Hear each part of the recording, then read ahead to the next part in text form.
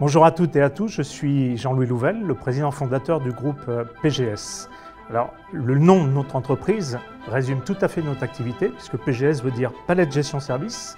Et la palette, ça peut paraître banal, c'est vrai parce que nous sommes fabricants et reconditionneurs, mais savez-vous que 95% des marchandises transportées dans le monde sont transportées sur palette.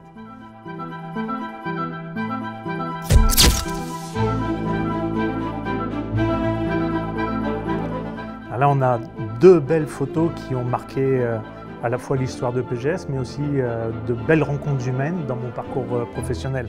Je commence par celle en noir et blanc, parce que c'est notre regretté Jacques Bénéel. On voit sur la photo d'ailleurs la complicité que j'avais. C'est quand nous avons intégré le métier de la scierie en 2009.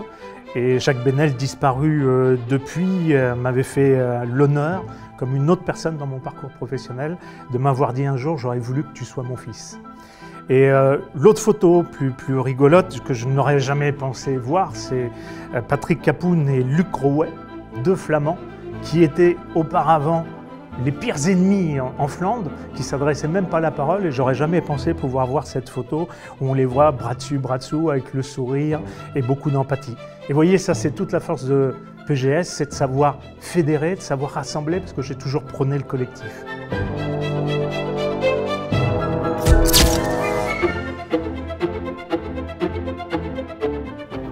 Ah là, c'est la BD de nos 30 ans. Donc si un jour j'avais pensé voir ma tête dans une BD à côté de Mickaël, de Gilles, de Luc, c'était impensable. Je vais mettre ça dans ma bibliothèque. Alors ça restera à vie. Pourquoi? Parce que dans cette BD, on rappelle toute l'histoire de PGS, comment on a eu l'idée, comment on s'est développé, mais surtout toutes celles et ceux qui ont joué un rôle important dans le développement de PGS.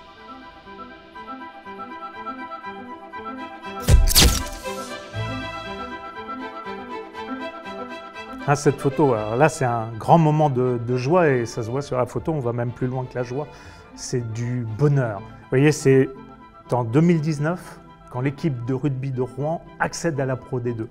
Alors c'était pas gagné parce qu'en février 2017, quand on prend le club qui était au bord du dépôt de bilan, j'avais jamais joué au rugby, je connaissais même pas les règles, donc tout le monde se disait que c'était impossible. Et finalement, on l'a fait, ils l'ont fait. Et ça marque en fait, ça incarne un petit peu tout mon parcours d'entrepreneur. C'est parce qu'on m'a dit que c'était impossible que je l'ai fait et que nous l'avons fait.